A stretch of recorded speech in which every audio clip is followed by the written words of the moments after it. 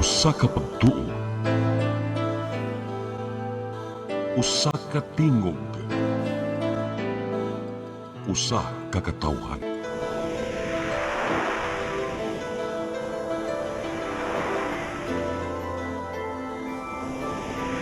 Cebu Catholic Television Network.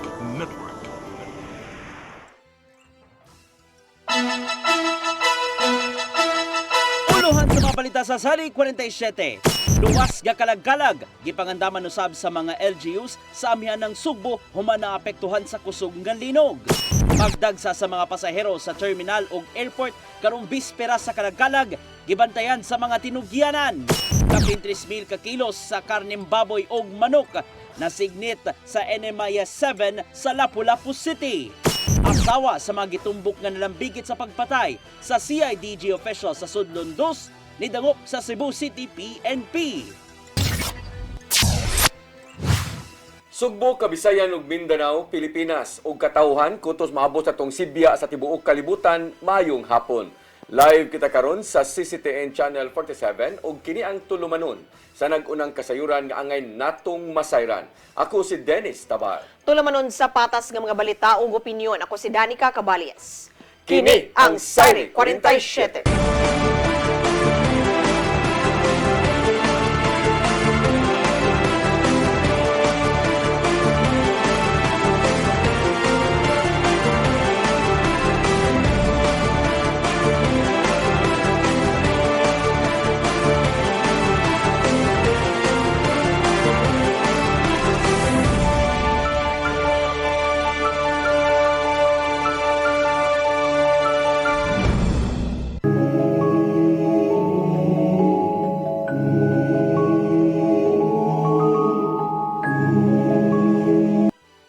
Ug karon sa detalye sa atong mga balita, kaluwasan sa tanan nga mga muduaw sa samang gisiguro sa mga local government units sa amihanang bahin sa Sugbo.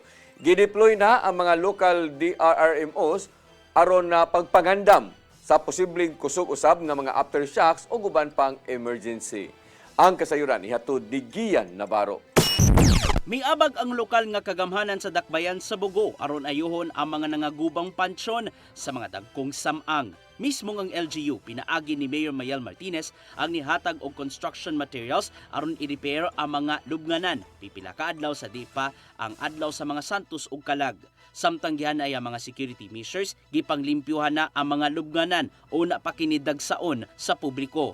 Sa lungsod sa Daan Bantayan, gisabutan ni Mayor Gilbert Arabis Jr. ang mga stakeholders aron maandam ug mahanay ang tanang safety measures sa palibot. Pinagi kini sa giumol nilang Preparedness and Response Action Plan ngadto sa mga samang. Giandam usab ang lugar asa tugutang makaparking ang mga sakyanan sa higayong mudaghana ang mga lag. Kabahin kini sa gihimo nilang traffic plan duol sa mga sementeryo. Sa silingang lungsod sa San Remigio, subsub daw sab ang kapulisan sa pagrekurida ngadto sa publiko. Gipainomduman nila ang tanan sa mga angayan ug di angayang buhaton sulod sa mga samang. Usa sa bagi siguro sa local DRRMO sa isig kalungsod sa amihanan mao ang paglikay sa stampede kung ugaling maabtan man sa kusog nga aftershocks sulod sa sementeryo. Gibutyag ni Gobernador Pamela Maricuatro nga nagtinabangay na ang Cebu Provincial Disaster Risk Reduction and Management Office ug ilang local counterparts alang sa daling pagresponde. And also, we have deployed also mga rescue vehicles and fire trucks dito sa probinsya, and there will be checkpoints also from PNP. Ginibinanda ng mga kapulisan paingon sa kalungsuran aron pag-abag sa isig ka municipal police stations aron mohatag sa ilang hugot nga seguridad dito sa publiko. Kini aron magkabot ang tinguha sa mga tinugyanan ang paghandom sa kalagkalag nga luwas sa bisan unsa nga risko. Just to make sure na safe ang atong katawhan in case there is an incident such as that. Ian Navarro, CCTN News. Abli ang mga pampublikong samang sa Mandawi sulod sa 24 oras, sugod ug mga adlaw hangtod Nobyembre 2. Nakalatid kini sa Executive Order 2025-053 ni Mayor Jonky Uwano. Giawhag sa LGU ang mga pribadong samang nga palugwayan ng ilang operating hours. Gidili ang pagsulob og jacket ug pagdala og mga backpack sulod sa sementeryo. Ginadili usab ang pagdala og mga hait nga hinagiban, flammable materials ug mga speakers.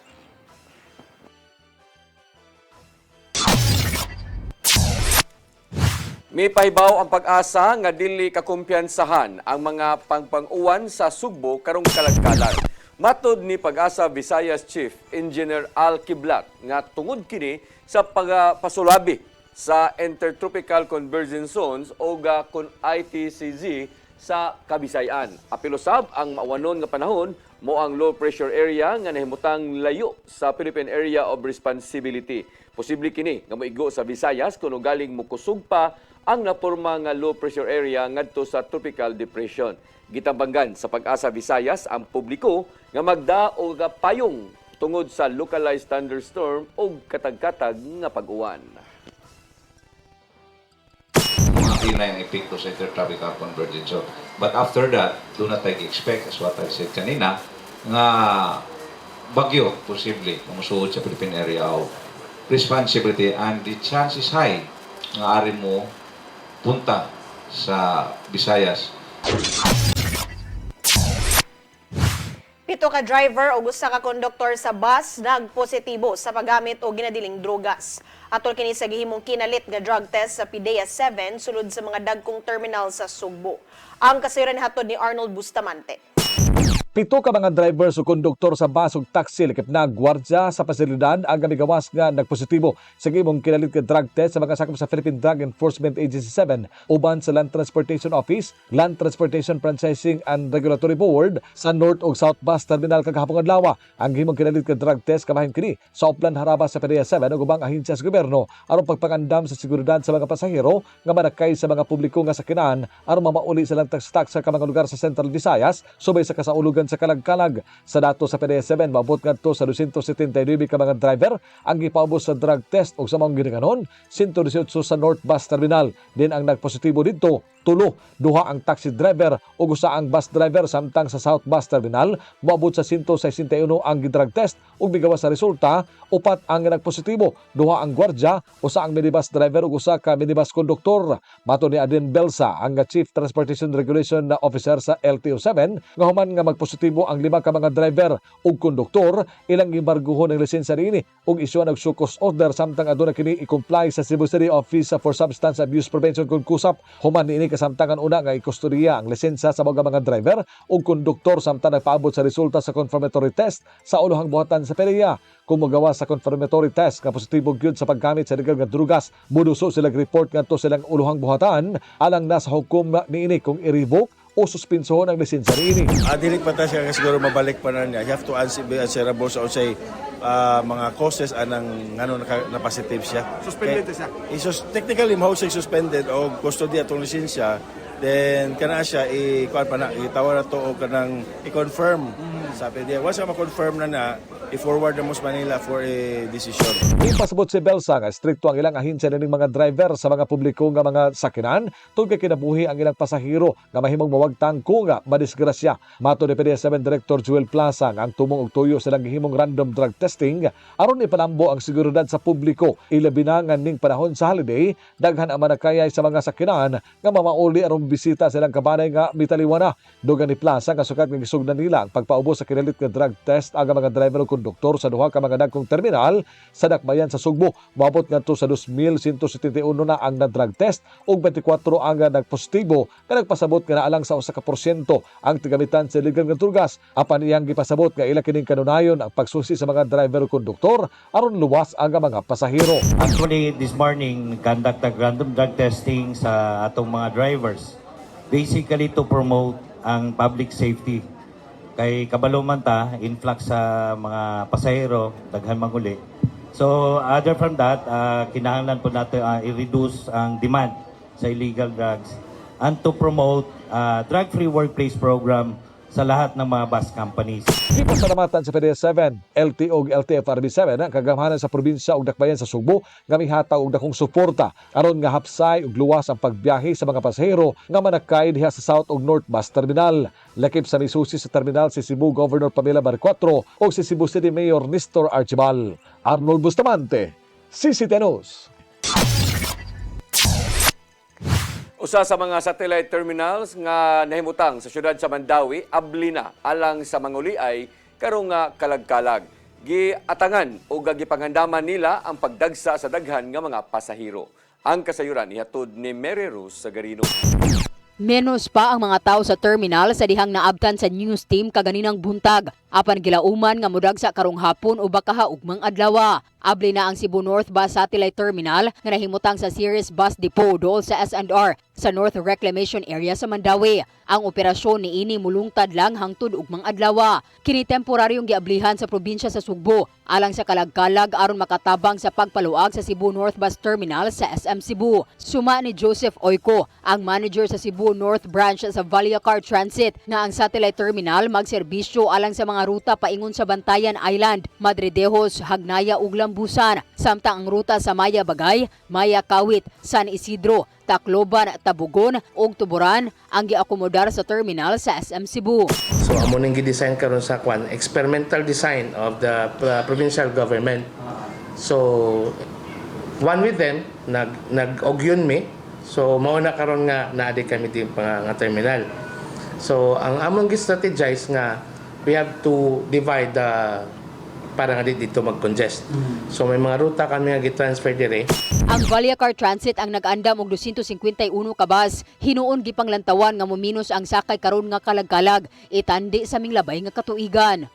Expected na nila mo nga ang total number of passenger compared last year mo decline siya most probably siguro 20 to 30% ang iyang pag-decrease.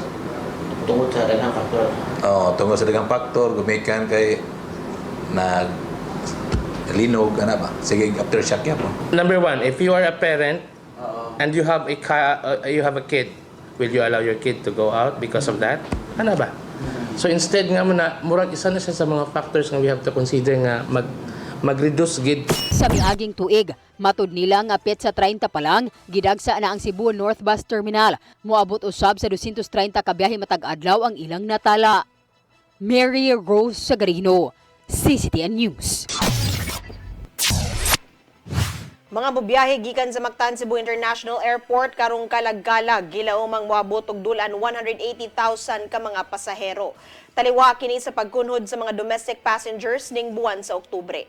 Ang kasayran hatod ni Crystal Joy Pelerca. Gilauman sa Mactan Cebu International Airport Authority nga posibleng moabot sa dulan 180,000 ka mga pasahero ang mobiyahe para karong kalag-kalag. 4% kini nga pagsaka sa mga pasahero kung itandi sa nilabay nga tuig. Sa dato sa MCIAA, nakatala sila og 171,000 ka mga pasahero gikan sa Oktubre 30 hangtod Nobyembre 4 tuig 2024. Sa gilaumang gidaghanon sa mga pasahero, 133,000 niini ang magikan sa mga domestic flights. Giangko ni General Manager Julius Neri sa MCIAA nga adunay pag-ubos sa mga pasahero sa domestic flights human niigo sa Sugbo ang 6.9 magnitude nga linog. Sa ilang datos, nikunhod og 10% ang mga pasahero ning buwan sa Oktubre. To be very honest, a decrease in domestic arrivals since the earthquake. But the first earthquake no last September 30. Pero sa international, para buyag, man, still increasing although not 2%, 3% up. Apan malaumon siya nga daghan gihapon ang mobiyahe karong kalag-kalag aron muli sa ilang tagsa-tagsa ka mga probinsya. Expecting just the same that nagyoy increase in arrivals, especially sa domestic, as people come home to pay respects to their relatives nga passed away. No? So nagyod na. Yeah. We're hoping that the recent earthquake will not have a very big effect and nagyapoy daghan mo dagsa diri. Karong adlaw, nagmingaw pa ang Terminal 1 kung asa ang mga domestic flights. Apan sigon pa ni GM Neri nga posibleng ugmang adlaw pa modagsa ang mga pasahero, ilabi na nga gideklarar kini nga holiday. Kaganihang buntag, giinspeksyon na sa General Manager ang gipamutang nga mga public assistance desk sa Terminal 1 aron sa pagsusi silang kaandam, ilabi na nga sa mga terminal gilauman ang pagdasok sa mga pasahero. Crystal Joy Pelerca, CCTN News. Mosunod, kapin 3,000 ka kilo sa karneng baboy ug manok nasikdid sa mga awtoridad sa Lapu-Lapu City. Kanauguban pa mga balita sa pagbalik sa Sayri 47.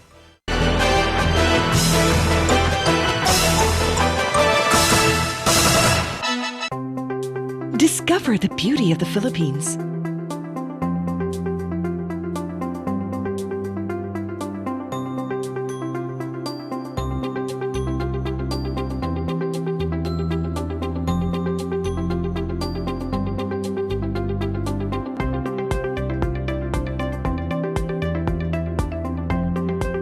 With Philippine Airlines, the country's flag carrier.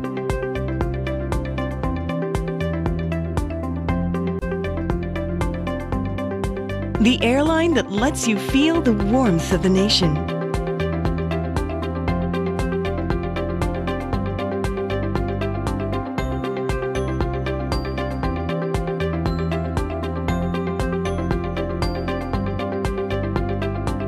Mabuhay!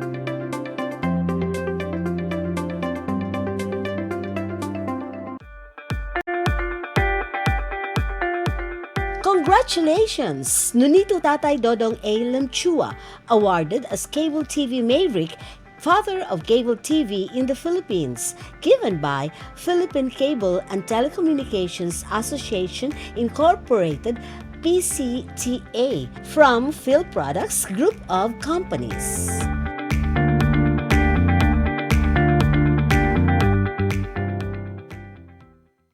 PRO7 Action Files. Mga panghitabong naglambikit sa katawan. Ihatagan ng aksyon o kasulbaran sa kapulisan. PRO7 Action Files. Base sa talaan sa Police Regional Office 7. Nakakasong panayong isubay. Hatagan ng katinawan. Pinaagid ng maong tulumanon. PRO7 Action Files. Abang kaninyo sa Police Regional Office 7 o NTV CCGN.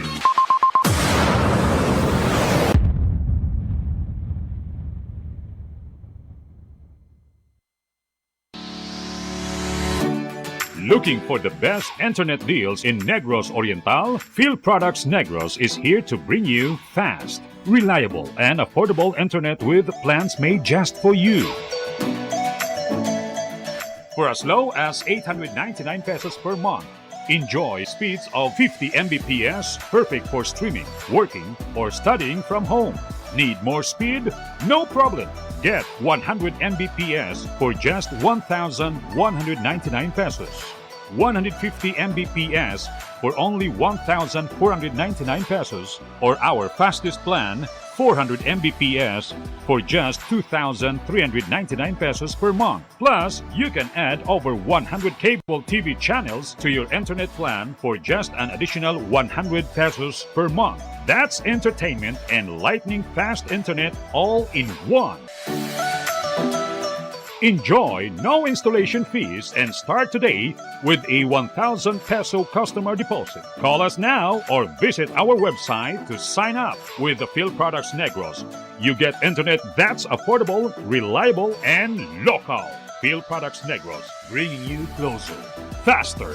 Call us at 0917-631-5240 or visit our website www.philproductsnegros.net or our Facebook page, Phil Products Dumaguete. Subscribe now.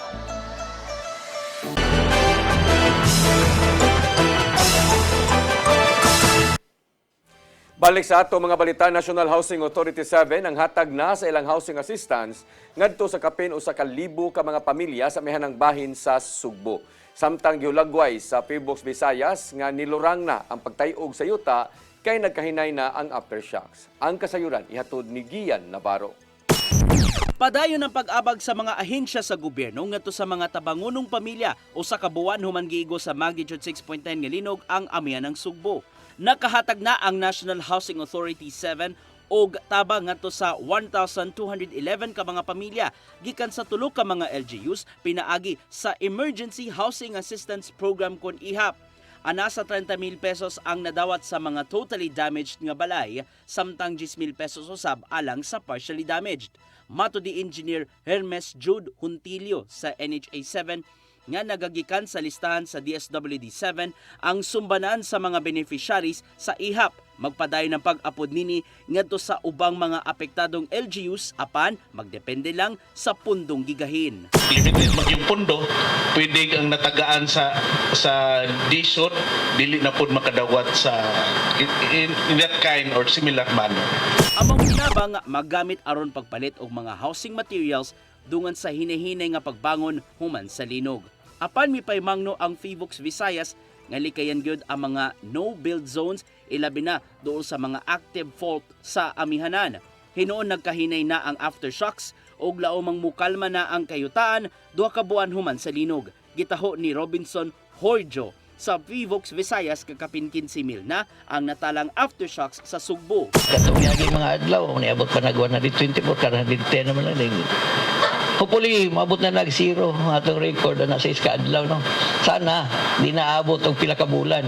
Kitang pag-anusab sa Pag-asa Visayas ang mga nanimuyo sa Northern Cebu nga likayan ang mga fake news dunay sa hinahinay nilang pagbangon. Mato di Engineer Alki Blat, ang hepe sa Pag-asa Visayas, nga dili tinud ang mga nanggawas nga report bahin sa giingong super typhoon nga moigo sa Kabisayan karong Nobyembre. Itambag si Kiblat ngadto sa mga nanimuyo sa norte nga mutuog yun sa mga weather advisories gikan sa Pag-asa. So siguro ang information from International Prediction Center gigamit atong nagbalita as forecast, which is sayop. Pwede na itong gamiton as tools, pero dili as forecast kay mag-create manig panic sa katawhan. Navarro, CCTN News. Mandawi City Mayor Jonky Uwano ni highlight sa mga programa nga nabuhat siyang administrasyon sa ika-100 days sa katungdanan. Aduna na gitaganang pondo ang national government alang sa duha ka flagship project sa iyang administrasyon. Ang kasiren hatod ni Mary Rose Sagarino. Gipahigayon kagahapon ang report ni Mayor Tadeo Junki Uwano alang sa iyang unang usa ka gatos ka adlaw sa katungdanan. Si Uwano nilatid sa mga butang nga iyang nahimo sa natad sa panlawas, edukasyon, infrastruktura, waste ug flood management ingon man beautification. Sa panlawas, nahatagan og libreng tambal ang tanang kabarangayan nga moabot sa 25 milyones pesos. Napalambo usab ang mga pasilidad sa City Hospital ug City Health Office. Gikatak na usab nga sugdan sunod tuig ang pagtukod sa modernong hospital. Ingon man ang bagong campus sa Mandawi City College. Ang duha ka proyekto ang prioridad sa iyang administrasyon. Congresswoman Lollipop Buana Lizon and the national government, we have secured 215 million pesos for Mandawi City College and 387 million pesos for the Mandawi City Hospital and additional support for this key priority. Sa edukasyon, gipahibaw sa mayor nga moabot sa 700 milyones pesos nga mid-rise project alang sa Paknaan National High School ang gitino sa DepEd. Pipila pa sa inisyatiba mao ang paghimo og Dangpanan Holding Center sa CSWS, pagpanindot sa mga skywalk, pagtaas sa koleksyon sa business tax ug uban pa. Pipila pa sa plano ang pagtanyag og libreng sakay ug pagpanindot sa sports complex. Sa katapusan, gihimug-atan ni Uwano ang koordinasyon ug pagtinabangay sa mga opisyales ug mga empleyado aron makabut ang mga plano. We will fix what has long been broken by improving coordination among departments, and most importantly, we will back this commitment with real investment. No more pwede na, we must aim higher, we must aim for excellence. Mary Rose Sagarino, CCTN News. Gipalerto sa Kapitolyo ang mga kalungsuran sa Sugbo nga nagatubang sa Tanyon Street tungod sa wastewater spill sa Negros Oriental. Matod sa ilang pahibaw nga way nahitabong kontaminasyon sa hugaw nga tubig gikan sa Toledo City paingon sa Ronda. Apan gikinahanglang makigalayon sila sa Bureau of Fisheries and Aquatic Resources 7 alang sa water and fish sample testing. Natala ang maong wastewater spill sa lungsod sa Bais o Gamanhuyod sa Negros Oriental ug niresulta kini sa kamatayon sa mga isda sa kadagatan. Gipabantayan sa Kapitolyo o VFAR 7 ang mga coastal areas sa mga LGUs nga nagatubang sa Negros Island pinagi sa monitoring aron pakigbatukan ang bati nga epekto. Gimugatan ni Cebu City Mayor Nestor Archival nga pinasubay sa legal nga proseso ang Colon Night Market karon. Kini ang nahimong ni Konsehal June Alcover kagahapon sa Ombudsman. Kasong kalapasan sa Anti-Graft and Corrupt Practices Act, Code of Conduct and Ethical Standards for Public Official and Employees ang gisaka ni Alcover batok sa mga opisyal. Matod sa affidavit ni Alcover nga gihimong pribadong negosyo ang Dalan Colon nga iya sa gobyerno. Gihulagway hinuon ni Archival nga pinasikad lang kini sa politika o gusto lang magsaba-saba ang konsehal. Kapin 3,000 ka kilo nga karning manok ug baboy nasakmit sa National Meat Inspection Service 7. Uban ang Lapu-Lapu City Veterinary Office. Nasuta sa mga otoridad nga dunay naangkon nga kalapasan ang tag-iya sa transport van nga nagkarga og mga karne. Ang kasayuran ihatod ni Crystal Joy Filerca. Nasakmit sa National Meat Inspection Service kon Region 7, kauban ang Lapu-Lapu City Veterinary Office, ang kapin 3,000 kilos nga karning manok ug baboy gikan sa usa ka meat transport van ato sa gipahigayon nga enforcement operation pasado alas 4 kaganihang kadlawon sa Barangay Gunob. Nasuta nga gikan kini nagkuha og mga karning manok sa usa ka accredited nga slaughterhouse sa Naga City. Apan ato sa pag-abli sa mga otoridad, aduna na kini mga karga nga karning baboy.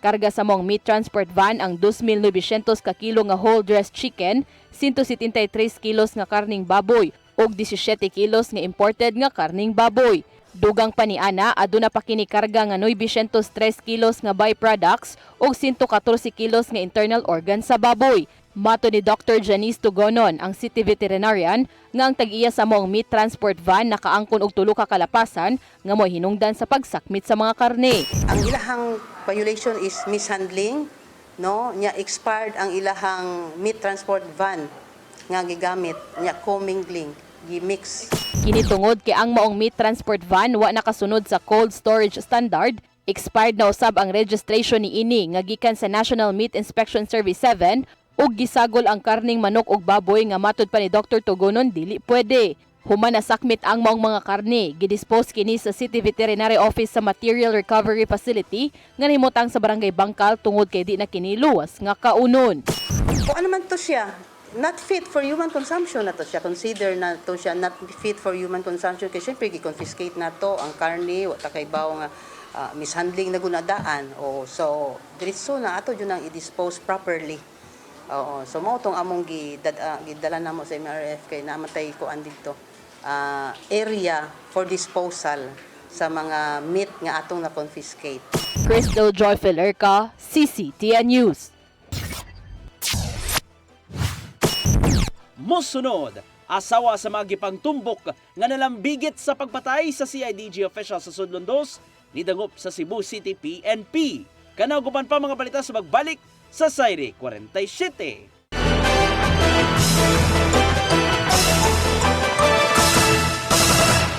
Press Briefing.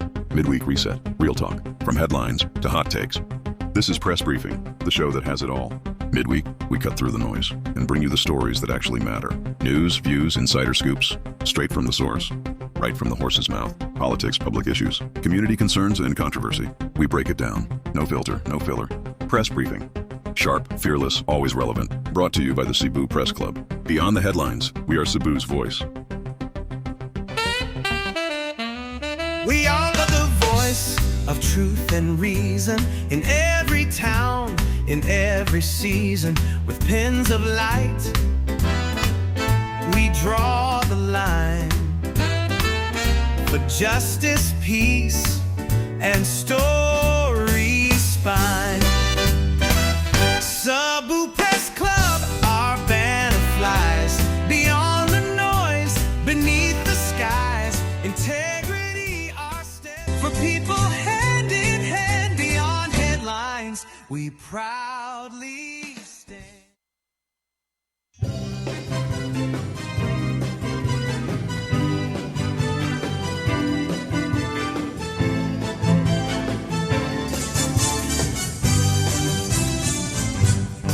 This is all love. This is our community. See and rejoice. We are on a family. praising the Lord. Jesus Christ will praise the Lord. And we are one. Let it come to me. Our heart is wanting and sharing. Happiness and understanding. Unity and peace in the name of the Lord. Pray for you, all my brothers. Pray for you, all my sisters. We are all as one in the name of the Lord. Praises of love. Praises of community. Sing and rejoice. We are all a family. Praising the Lord. Hallelujah. Jesus Christ. Praise the Lord. Together we are one. And every come to thee. All the bodies loving and sharing. Happiness and understanding. Unity and peace in the name of the Lord. Praise the Lord. Pray for you, all my brothers. Pray for you, all my sisters. We are all as one in the name of the Lord. 1, 2, 3, 4. Pray for me, all my brothers. Pray for you, all my sisters. We are all as one in the name of the Lord.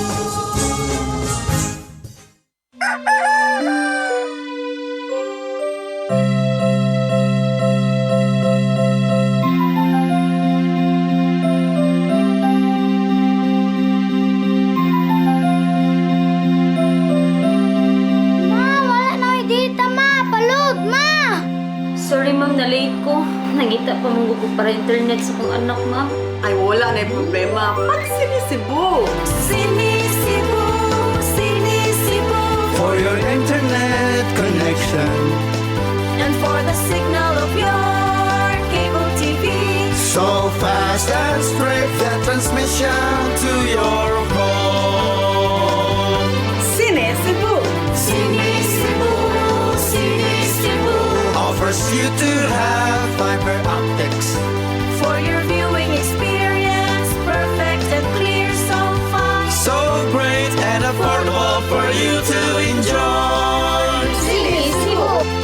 Cebu Television Network Incorporated offers fiber to the home broadband internet bundled with fiber to the home cable TV connection.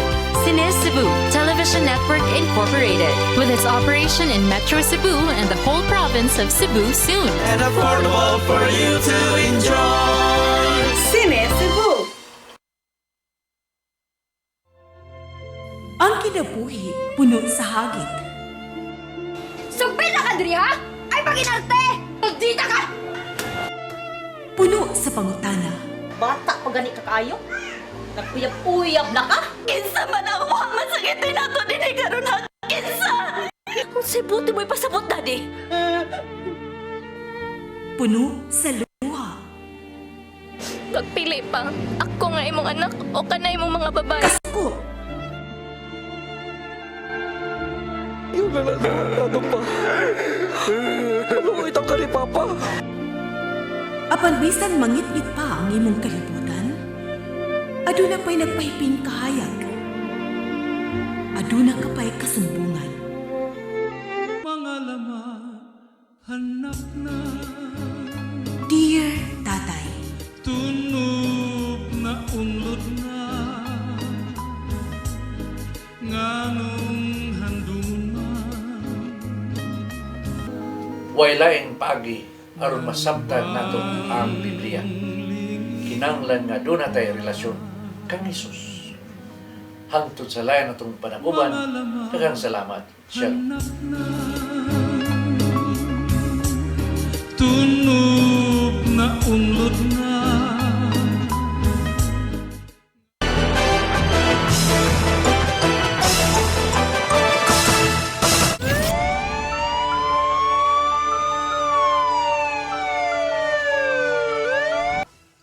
Balik sa ato mga balita, mga asawa sa tulo ka gitumbok nga responsable sa pagpatay sa pulis gikan sa CIDG midangop sa Cebu City Police Office.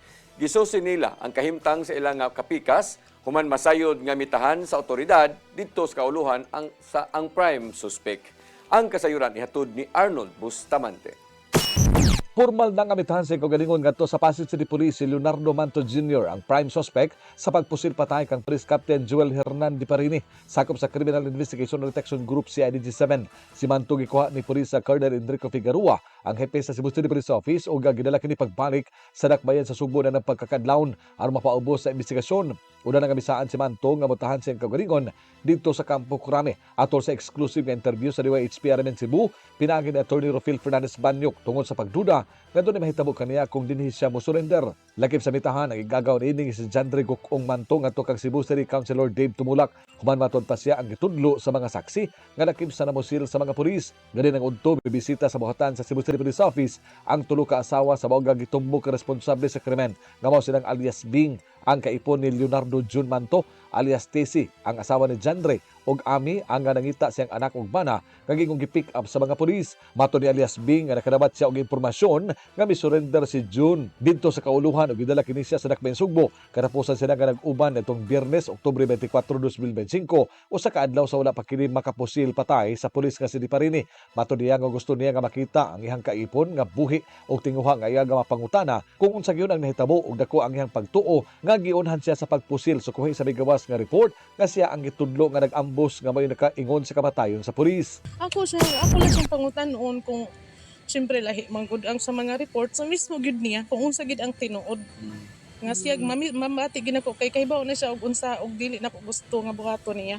Ikaw makatuo ka dili? Dili, ang akong pagtuo sir is dili gyud. Dili na niya mabuhat nga siya mao'y nangambos. Para lang na Awag lang niya sa mga pulis nga nag-imbestigar sa kaso siyang kapuyo nga hatagan lang maton pa kini og patas nga pagsusi ug dili lang ang handig sa pulis nga namatay ug siya ang iduot nga sad-an. May paabot usab siya og mensahe sa pamilya ni Diparini nga nagbangutan sa gidangatan sa pulis ug nakasabot siya sa kasakit nga gibati niini dungan sa pagpangayog pasaylo. sa pamilya mo siyempre kung ako sa dapit pod nga ingon ana lisod pod sa akong side nga kung akong bana mahitabo nga ingon ana siyempre ko katong nga time mag akong bana sad ang namatay dili pod lalim karon para nako siya namatyan siya ako labaw pa parehas mi nga nag protect sa among mga anak sa karon kung nakabuhat na nga akong bana og ingon ana mangayo mig pasaylo ako mangayo ko pasaylo sa lugar sa akong bana pero inaot lang nga imbestigaran lang jud nigtarong sad. Silang alias Tesi og Ami unang bidangop sa DYHP og naghilak kani isa-isay og mihimaka kanalang bigit ang ilang bana sa maong krimen. Mato ni Tesi nga atol nga nahitabo ang pag-ambos kan Diparini, nag-duty ang iyang bana nga si Jandre Manto isip gwardiya sa usa ka establishmento sa Dakbayan sa Mandawi. Nakurat na lang sila nga naapil ang pangalan niini nga mahinungdan nga misibat ni paingon sa lungsod sa Sambuan human makadawat og kasayuran nga ang iyang balay sa Sudlon 2 giadto na sa mga pulis. Awhag niya kang June Manto ang prime suspect sa krimen kadali ilakip ang iyang bana sa nahitabo. Kuya John, unang dungog kay karon Kuya John. Kabaw jud ka Kuya John nga si John rin Kuya John wala John. Maluoy ta ka Kuya John. Maluoy ka namo Kuya John. Kanang dili nang gitaw niya isabit si John rin Kuya John kay wala jud daw nilabot Kuya John. Maluoy ta ka Kuya John. Kanang nanaman jud ka Kuya. Kanang yun na lang siyang itugan ng nga wala jud wala mga ginahanyo jud ko sa mga pulis sir maluoy mo sir buhi lang giniyo akong bana sir. Samtang nagita usab sa iyang anak ug bana si alias Ami, human makabalita nga gi-pick up ni og mga pulis. Matud niya nga gipasinginlan ang iyang bana nga si Sunny Dumarag Sr. ang iyang anak nga apil sa pagpamusil sa duha ka mga pulis nga iyang gibutyag nga bakak. Nagkadiin na siya nga opisina sa pulis sa pagpangita apan walay bisan usa ang mitug-an kun asa na kini karon. Ako panawagan ka diri ko gapon ingon man sila wala diha. Diya po ko sa buwan ni ani si DJ wala man daw niya nang ko ma'am sir asa man ako pangitaon akong banang akong anak buha ka to sila mosibat ma'am wala dagan naay nakakita kay dungan man nga giransak sa ilang balay giuna dito sa gipuyan sa akong banang anak dayon sila gisuno niya namin nagkakita nga gidala akong anak akong bana nang siya gito gani akong bata. Sa paghutlo ning balita, wala pa muluwat og pamahayag ang Police Regional Office 7 may kalabutan sa pagkasikop sa mga suspitsado ug kung pila ka buok ang naa karon silang kustodiya. Apan usa sa mga kasarigang tinubdan ni Butchag nga ipaubos una nila sa inquest proceedings ang mga suspitsado, una pa sila mohatag og pamahayag og detalye sa insidente. Likip sa ilang gihimo sa pagkakaron mao ang pagkuha sa tanang ebidensya alang sa pagpalig-on sa kasong murder batok sa maog nga mga suspitsado. Arnold Bustamante, CCTV News. Buot sa mga opisyal ang pagpataod og mas kusog nga signal jammers sa palibot sa mga prisuhan sa dakbayan sa Sugbo. Gikabalakan sa legal officer sa BJMP7 nga si Attorney Dennis Alinio ang padayong pagpalusot sa drogas, cellphone, sigarilyo ug ubang kontrabando sa sulod. Maong apektado ang rehabilitation sa mga piniriso tungod sa padayong pagbuhat sa mga ilegal nga bulaton. Giuyuna na ni Consel Franklin Ong ang maong suliran ug nakabantay nga padayon ang mga illegal drug transaction sulod sa presuhan. Maong hingusga ni Consel Philip Zafra ang gidusong Cebu City Jail Ordinance diin lakip sa himuong lagda ang pagbutang og signal jammers sa mga selda.